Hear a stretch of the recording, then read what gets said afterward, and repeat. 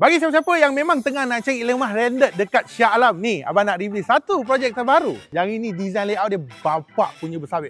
Siapa-siapa yang ada big family memang sangat-sangat selesai. Dan yes, sekarang ni abang berada dekat section U12 Shah Alam, di mana ini adalah perumahan terbaru daripada Angkop Berhad. Dekat mana? Dekat Cahaya Alam. Dan lagi satu kan, dekat sini memang low density. Dia cuma ada 112 unit rumah je sini. Dalam arti kata lain, sini lebih tenang dan juga lebih privacy. Dan satu lagi yang best, yang ini rumah ni akan siap pada 2026. Kiranya kau akan dapat kunci tak lama lagi kalau kau beli rumah ini. So, sembang banyak tak nak? Jom abang bawa korang pusing-pusing tengok apa yang ada dekat rumah ni. Let's go.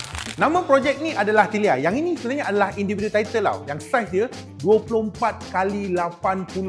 Serius, memang besar. Untuk rumah teres 2 tingkat macam ni, memang besar. Dan untuk Tilia ni, dia ada dua jenis type. Yang mana size untuk type A adalah 2408 square feet dan type B pula adalah 2707 square feet.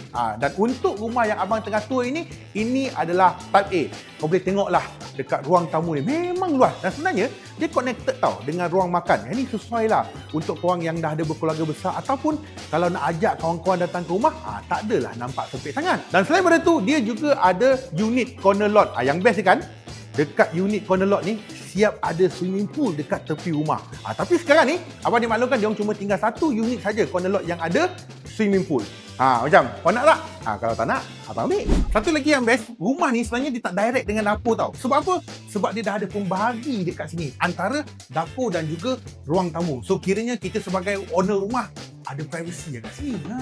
Dan lagi best dekat bahagian belakang rumah ni, dia ada 10 kaki backyard dekat bahagian belakang tau. Selain dia ada satu toilet dekat bahagian sini. So kiranya andai katalah kalau kita nak extend, yang ini boleh sambung sampailah ke belakang. Bolehlah jadi macam wet kitchen dekat bahagian belakang ni, ataupun ini lobby area, ini wet kitchen. Boleh, ada ruang yang besar lagi dekat bahagian belakang ni. Untuk tingkat atas ni, dia pun ada ruangan yang agak besar juga dekat bahagian sini. Sini sesuai lah nak buat untuk family area ke, nak buat mini office, malahan nak buat untuk anak-anak study pun boleh juga. Dan untuk tingkat atas ni, dia ada 3 bilik. Yang mana ini adalah bilik pertama, master bedroom, bapak punya besar.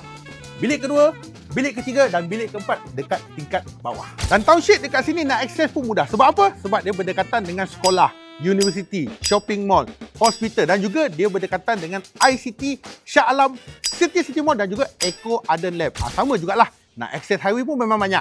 Antaranya adalah NKVE, Federal Highway dan juga Elite Highway. Jadi bagi siapa yang memang dah lama nak cari rumah landed dekat Shah Alam ni, ataupun kau berminat dengan rumah ini, sebelum datang tu kau boleh contact dulu dekat nombor ini. Dan sekarang ni untuk masa terhad, mereka bagi free legal fee dan juga MOT. Dan menarik sekarang ni mereka tengah bagi RM63,888 punya cash reward. Dan untuk harga ni pula, selepas tolak daripada cash reward, harga rumah ni bermula daripada RM900,000. So kalau minat, contact dulu tau sebelum datang ni.